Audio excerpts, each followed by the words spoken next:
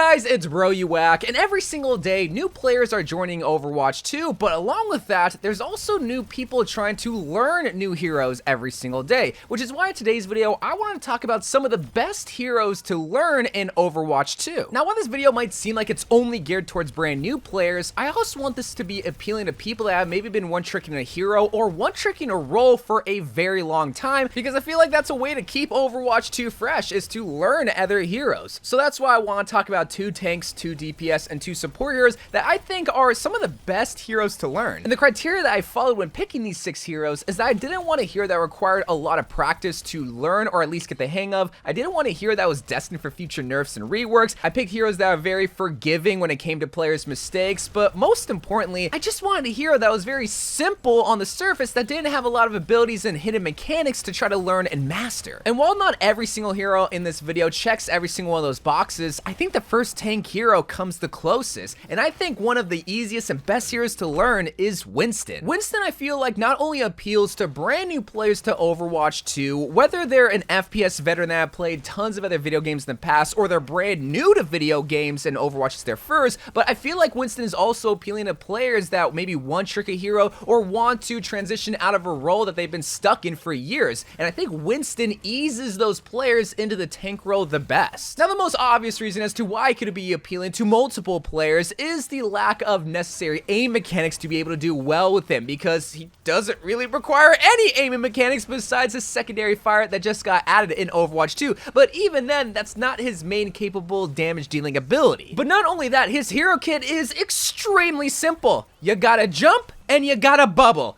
That's it! You truly can learn Winston's jump in about a day when it comes to the hidden mechanics that belong with his jump ability, whether it's how far he can jump or how to maneuver in the air while jumping with Winston. You know, all that kind of stuff can be learned relatively quickly. He's also a very forgiving hero that if you accidentally jump into the enemy backline and you're feeding, not only do you have a bubble that, okay, you're probably gonna waste and you don't want to get in the habit of wasting your bubble, but at least that can give you some sort of protection until your jump cooldown resets and you can jump back to your team. But the biggest reason why I think Winston is the most appealing to brand new players is that out of all the heroes in Overwatch 2, not only is Winston the least nerfed and reworked hero out of all of them, but he's probably the most future-proof. He's probably not going to be receiving any sort of nerfs anytime soon, but more importantly, he's not going to be reworked probably at all. So all the time that you spend learning Winston is not going to be going to waste compared to someone like Sombra, who is going to be getting reworked relatively soon. So in all reality, I think the biggest challenge when it comes to trying to master the scientist is learning how to manage his ult and juggling people, which even then, there are tons of game codes when it comes to learning how to juggle with Winston that even then,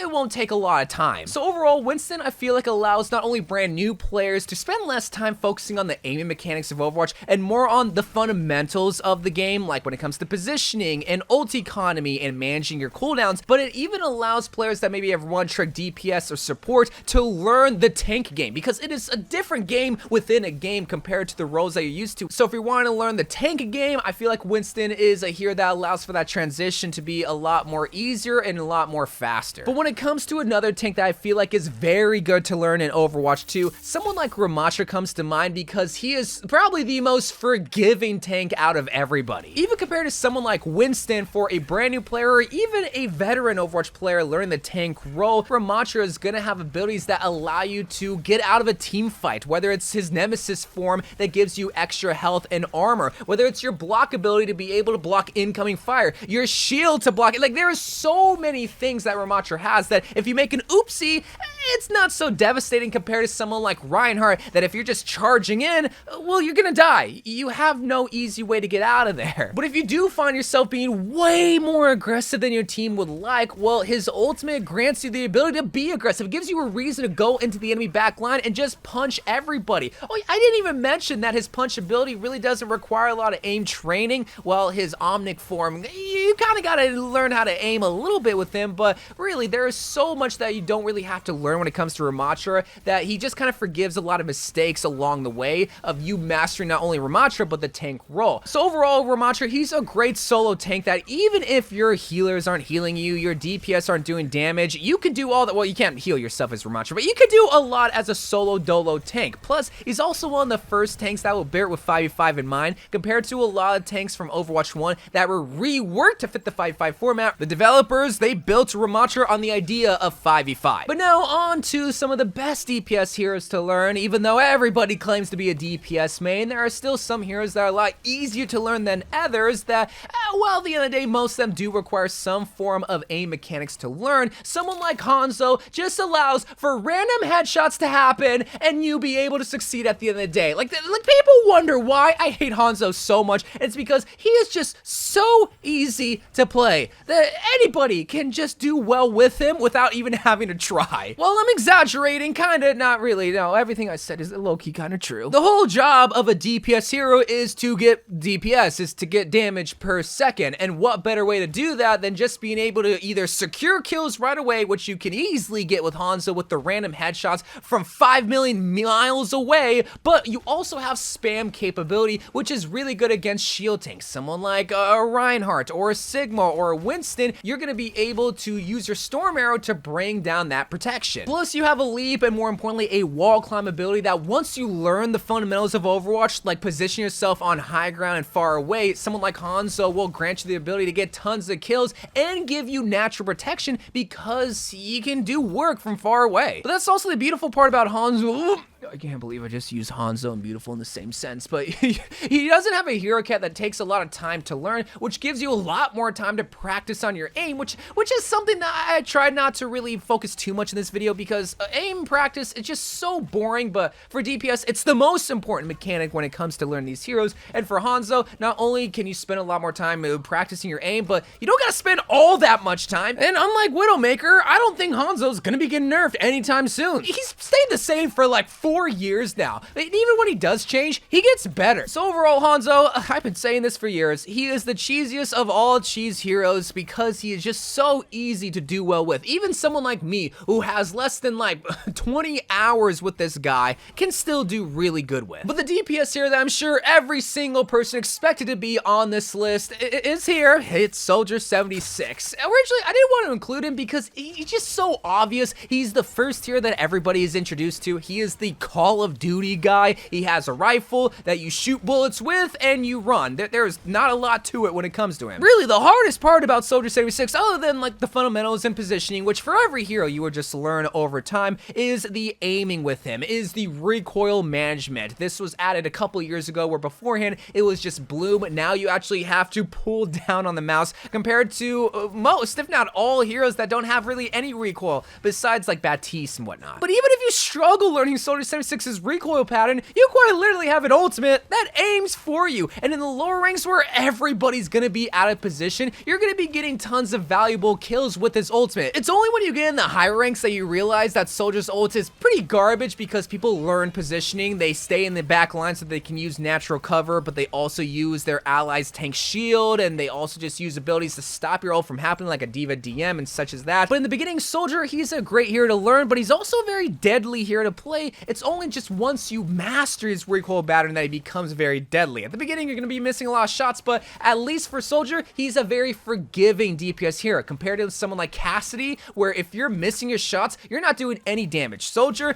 eventually you're going to do damage, whether it's with his rifle or his Helix rocket. But now we have made it to some of the best support heroes to learn, and I already know what you're thinking, and yes, she's on this list. Kiriko is one of the best support heroes to play. Now I'm going to say it right here, Kiriko's hero kit is very complex, and not complex in the way of learning it, but just there's a lot to manage with her. You have your swift step, you have your grenade, you have 2 different forms of fire compared to someone like Lucio who only has 1 form of fire, and you have a wall climbing ability. Like, you just have so much going on with Kiriko. But if you just take a little bit of time to learn the in and outs of their abilities, I feel like Kiriko grants a player to be a really good healer. Now, I know support mains hate when support heroes are called healers, but your number one job of a support hero is to heal your team. Unless you ask Iliari, then that's a different story. But my favorite parts about Kiriko, I feel like are my favorite parts of both Ana and Moira, where Kiriko has really easy heals to get off, just like Moira, but unlike Moira, you can get them from far away. You can give the Genji or the tanks that's far away the heals that they need, just like Ana, but on top of that, you have the pivotal game-changing moments that you can find on Ana's hero kit, also in Kiriko's hero kit with her grenade. If someone's on fire, if someone's anti, if someone just needs help, then you're able to throw your grenade at them and basically make them immortal for a short period of time, heal them up, and then go and be aggressive. But once again, the biggest downfall for Kiriko is just learning to manage those cooldowns, learning her hero kit, and maybe practicing your aim a little bit. But even then, if you were just to be a straight up heal bot, which means to heal your team and only heal your team, I don't think is the worst thing to do. I wouldn't suggest it because she has great damage potential, but I'd rather have a heal Kiriko than a DPS Kiriko at the end of the day. And while you might be an awful damage dealing Kiriko, I feel like over time you'll get better, but you really just need to focus on the healing aspect with Kiriko, which is very easy to learn at the beginning. But now here is the final hero that I think is the best support hero to learn in Overwatch 2 that I'm sure everybody expected. Iliari! I'm gonna call it now! I'm gonna say Iliari is the best and easiest support hero to learn for new players and veteran players. The only caveat as to why I would say Iliari would not be a great hero to learn right now is because she is getting nerfed in a couple of days. See, someone like Winston, he's not gonna be getting nerfed anytime soon, but Iliari, it's coming! Oh, it's a-coming! But her hero kit is here to stay. Unless they drastically nerf her healing pylon, this is still a great passive healing ability that if you just learn a couple of spots on the map to really put your pylon, then you're gonna be getting tons of heals without having to do anything. The hardest part when it comes to Iliari is her aim mechanics, but I could just tell you right here, right now, just pop shot. Take a second in between every single shot and just try to focus on body shots and you'll be fine. But even if you're missing a lot of your shots, it doesn't matter because you're still doing the job of a healer. You're still healing your team because of your pylon. But even with your beam heal ability, well, that doesn't take a lot of aim mechanics, so you're going to be able to get that off too. So overall, you're going to be a solid support hero that is healing your team that just has extra DPS capability that you will learn over time. And that's why I really like Iliari, is because she teaches you a lot of other mechanics that you find in other roles, especially in DPS, but also in a little bit of tank. Less so tank, but still in tank. Compared to someone like Mercy, who I was tempted to put on this list, that I feel like just bogs your ability down to learn other heroes over time. I'm not saying Mercy's a skillless hero. In fact, I'm saying the complete opposite. But the tactics that you learn when it comes to Mercy are very individualized. They're only applied to Mercy when it comes to Guardian Angel and flight patterns. But anything else doesn't really transfer to other heroes. That's why I really like Iliari, because you got the job of healer down because it's so easy to get down, but you also are able to spread your wings to other heroes over time. Well guys, those are a few heroes that I would suggest for new players, but also Overwatch players that want to learn a brand new hero. But once again, the best hero to learn is the hero that you want to learn. So if you want to learn Cassidy, or you want to learn Hammond, or you want to learn Hanzo, then you're free to do so. But I love you guys. Thank you guys for watching. More Overwatch 2 videos to come, and bye.